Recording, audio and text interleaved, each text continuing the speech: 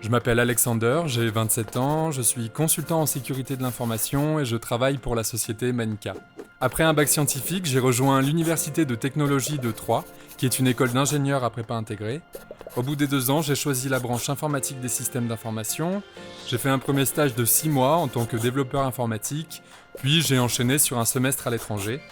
Je me suis spécialisé en management des systèmes d'information et j'ai effectué un master en sécurité des systèmes d'information. Enfin, j'ai effectué un stage de fin d'études de 6 mois dans un cabinet de conseil. Aujourd'hui, je travaille dans un cabinet de conseil. Mes tâches principales sont avant tout de comprendre la situation, le contexte et le besoin. On est sur un triangle, les risques, le temps et le coût, et on doit trouver un équilibre entre les trois car la sécurité absolue n'existe pas. Je travaille autant pour de grands groupes que pour des startups. Si j'avais 3 adjectifs qui définiraient mon métier, ce serait varié, la variété des missions. Un deuxième adjectif serait objectif. L'objectif est de venir avec une expertise qui dit voici ce qu'il faut faire. Et enfin, être au service d'eux. Être consultant, c'est savoir poser les bonnes questions aux bonnes personnes au bon moment, c'est tout un art. Parfois la solution est très simple, mais la mise en œuvre est complexe car on doit respecter un grand nombre de contraintes et il y a la difficulté de trouver la solution. Grâce à ce poste, j'ai appris le savoir-faire.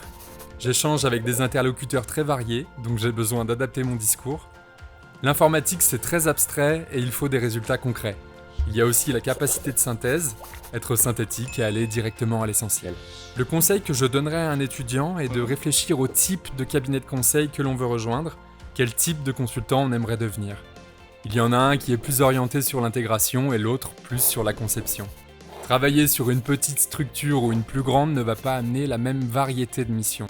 Puis le savoir-être est tout aussi important que le savoir-faire. Dans le conseil, je pense que l'attitude et la posture jouent beaucoup, il y a une notion d'humilité qu'il faut intégrer.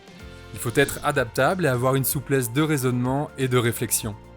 L'évolution dans le monde du conseil est un peu particulière car finalement on fera toujours un peu de conseil, mais on gagne en niveau de seniorité. C'est le niveau de responsabilité qui évolue et on peut gérer des équipes en devenant consultant manager. Si j'avais un super pouvoir, ce serait la télépathie.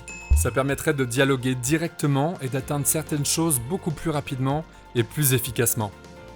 Je pense que le monde du conseil est un merveilleux milieu pour se découvrir des qualités, des compétences. On a besoin de vous, de vos compétences, et vous en avez les capacités.